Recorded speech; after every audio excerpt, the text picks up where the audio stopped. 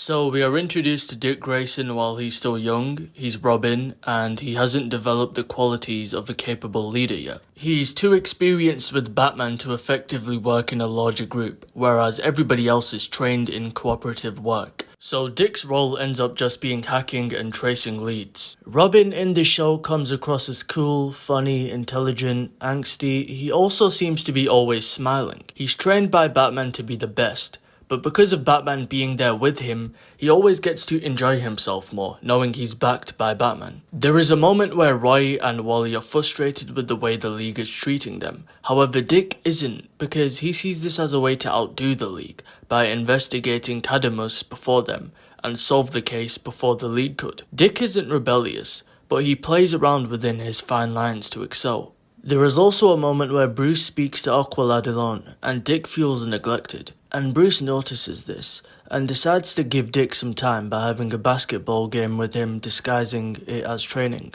Both of them deal with the pain of losing their parents by dealing with the mission. But Dick doesn't have the emotional disassociation that Bruce has because Batman has always been there to help him. He helped him find his parents' killer and bring him to justice. Dick enjoys this life. It's his honor. However, in a training exercise in Young Justice, Dick gets to be the leader, and we see a darker side to him. For a 14-year-old, he's extremely cold and calculated. The surviving members of the team hold on to hope that everybody who got disintegrated was actually teleported onto the mothership. Dick never believed this, and he used this hope to send Connor to his death in order to have a chance to blow up the mothership. When push comes to shove, Dick doesn't hesitate, and he is just like Batman in that sense. However, after waking up, he struggles to deal with his feelings of guilt. I finally become leader and wind up sending all of my friends to their deaths. I know I did what I had to, but I hated it. Season 1 of Young Justice painted the picture of a child soldier, molded to be calm, effective, and obsessive, to look at things objectively. In an episode where Dick leads the team into an out-of-the-books mission, he states he doesn't want his best pal to question his objectivity. In Dick's head, he just wants to be the man, doing what needs to be done. But the more human part of him that Bruce made sure to foster wants to be held responsible for his actions. We then jump 5 years into the invasion storyline where he now dons the Nightwing persona and is very much a leader. He takes Batman's role as a dispatcher, but unlike Batman, he's more friendly, encouraging, and makes sure to connect with the people who are around him. He is a bridge between the generations. Way to get your feet wet! He even comes up with well thought out plans that come with the cost of faking Artemis's death and blowing up Mount Justice. Don't leave a guy a lot of options. You've no idea what your secrets have done to us. This, however, shows Dick Grayson is very Machiavellian in the way he schemes. He's not afraid to lie, he's not afraid to scheme, he's not afraid to put together controversial plans to ensure the mission is successful. Of course, his Machiavellian scheming does essentially work very effectively. The Light's plans with the Reach is foiled, there's a great victory. But this does lead to a massive battle where Dick's best friend Wally dies. All of a sudden, all the confidence Dick had in his leadership, committing everything to his mission, the people he deploys, the secrets and pain he causes become very apparent to him. And he decides to walk away, stating he needs a break. But Dick... I need a break, Calder. You, me, Wally, we founded this team. Without him... I understand. 2 years later, Dick gets the team back together for what was supposed to be a simple mission, but it ends up leading to him having to be responsible for a whole new group of kids. Dick seems to hold on to his charm, as we see him smiling and being happy. Underneath, however, he loses all of his confidence in being a leader. We see this when he relies on Roy to tell him what he needs to hear, and remind him that the team is in need of him. Is it just the red hair? What are you talking about? Your need for a Wally West substitute. What? You needed someone who knows you.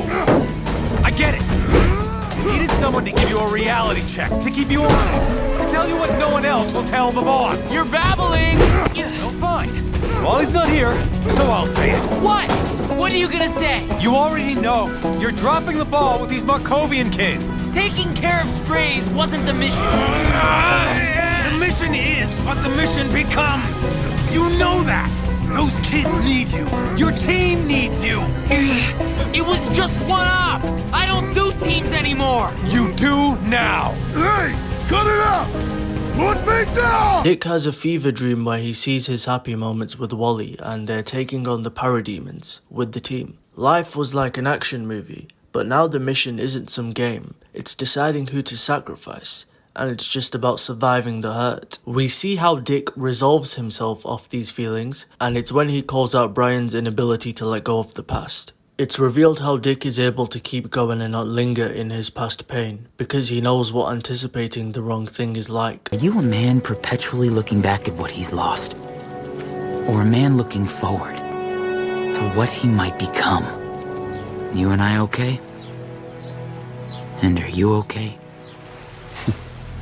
I wasn't, but moving forward, I think I will be. Thus he gathers the entire superhero community and nominates Black Lightning as the leader, so that the team will no longer rely on his secrets and lies to get them through the fight. We see how Dick does not end up like Batman, but instead Batman follows his lead. He ensures that the mission doesn't go as far as to sacrifice everybody and ignore moral standards just to win, but instead to serve and to take all of those things into account. He does show up in the Phantoms, but doesn't have a significant role. He just sticks around as a friend and informs of Connor's passing. Dick in this show is very contradictory. He's humble, friendly, down to earth, but he also has a very scheming, lying, calculated coldness to him that he can't help. Ultimately, it's a story on how Dick learns that being a hero is about being accountable and building trust among your peers to ensure you don't become just like your enemy, who are also lying and scheming and disregard the people around them.